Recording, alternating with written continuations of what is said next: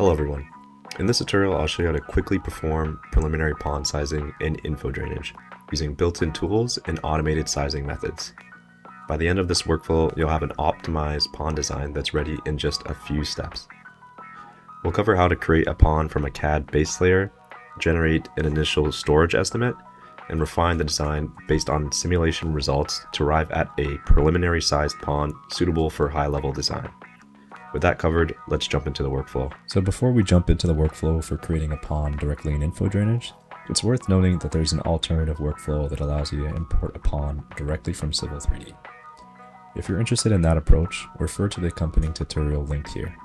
Please note that this functionality is only available in Civil 3D 2026.1 or later.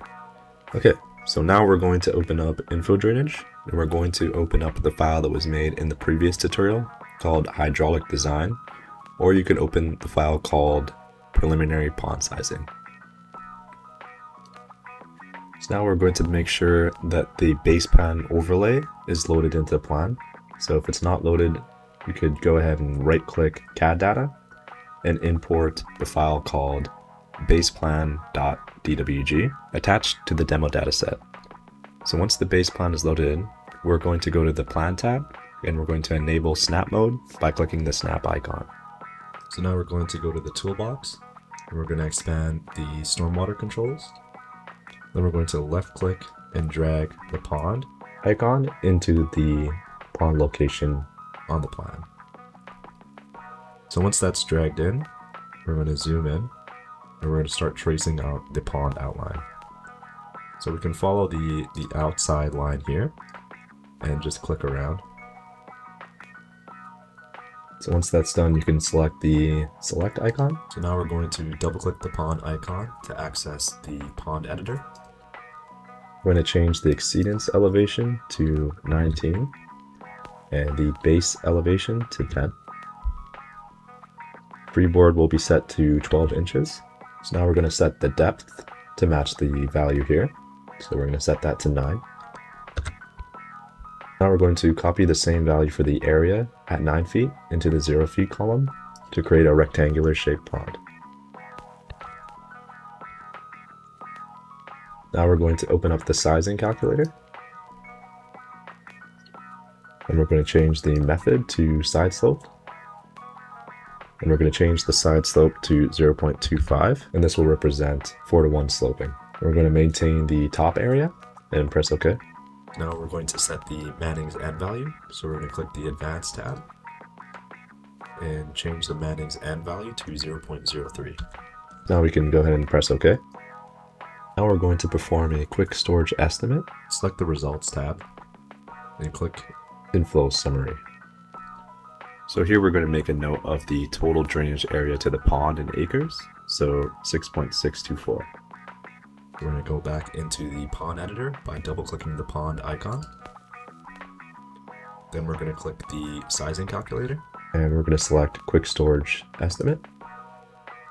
We're going to design up to the freeboard, and we're going to click this icon here. For the input type, we're going to set it to user input. So we're going to set that area to the area that we noted down, 6.624. We're going to set the volumetric runoff coefficient to 0.75. The discharge rate, we're going to set it to 12. So now we're going to select from library, and we're going to click the 3-dot icon here.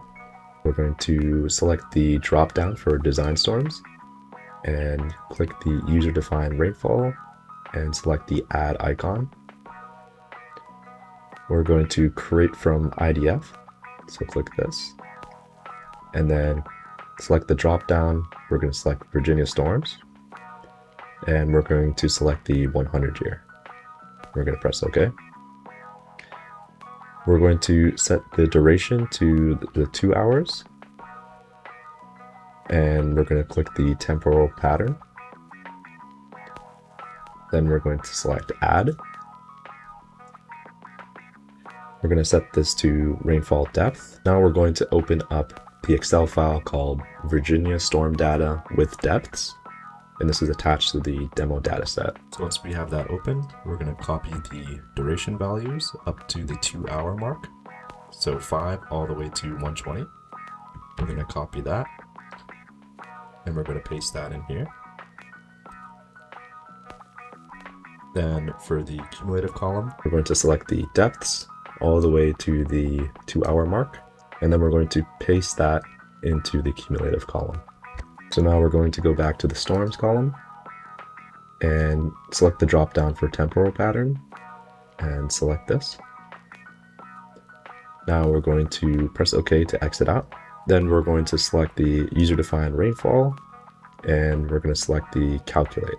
So here you're going to see the range for the required storage for the pond. So now we can press OK to exit out, and then press OK again. And now it's automatically adjusted our pond. So now we're going to add in our inlets and outlets.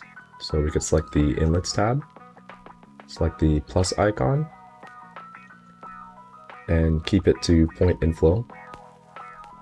Now select the outlets tab, select the plus icon, then we're going to click the calculator icon. We're going to select the design depth and set that to 8 feet. The design flow will be set to 12. Then we can press OK. And that's automatically sized that diameter. Now we can press OK to exit out. Now we're going to right click anywhere in the pond area, and we're going to specify the inlet. So we can drag this icon to replace the simple junction here. And we can zoom in and select the simple junction. Then we're going to delete that by pressing delete. Then we're going to zoom out and right click manhole 6. We're going to add a connection. Then we're going to select pipe. And we're going to drag it to the inlet. Then we can select the select icon. We can then select the pipe, right click, and select edit. Then we're going to change the pipe diameter to 17.72. And then the part family, we can set to concrete pipe and press OK to exit out. Now we're going to add in the outlet, so we could right click anywhere in the pond area, and we're going to specify the outlet. So we can drag this icon to the simple junction, zoom in, select the simple junction, press delete. Then we can go here, select the pan, click and drag, and go back and select the select icon.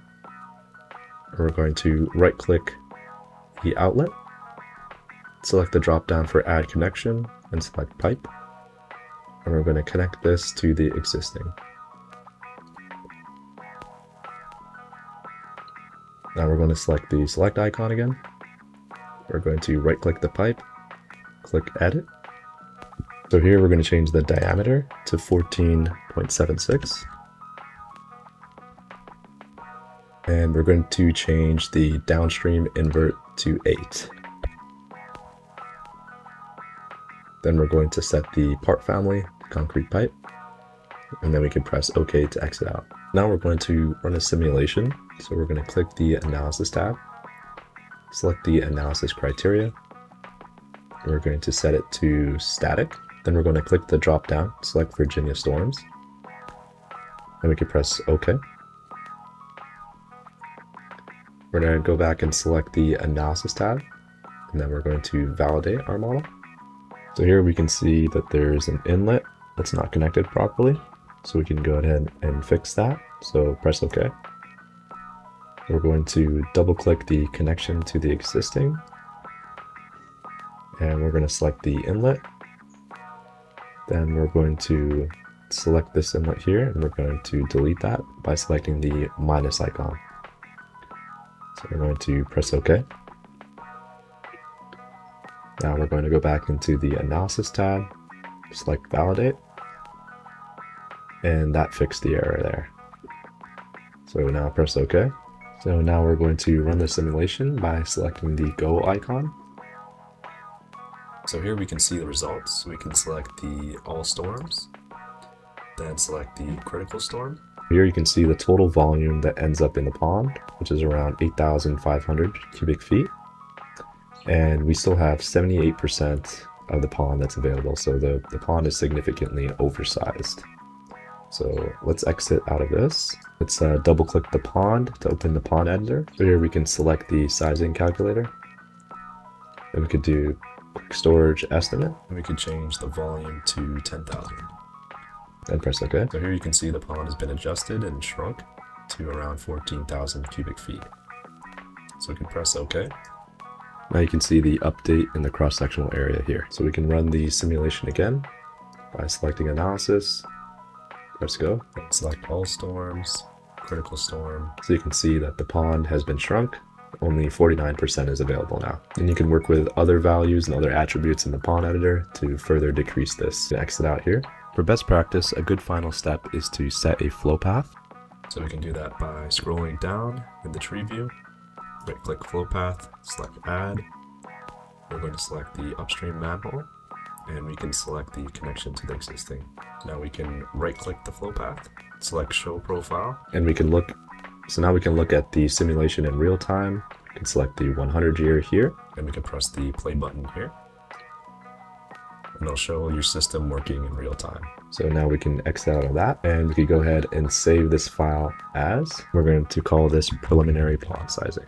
So that concludes the workflow. So now you've successfully sized a preliminary pond for your site.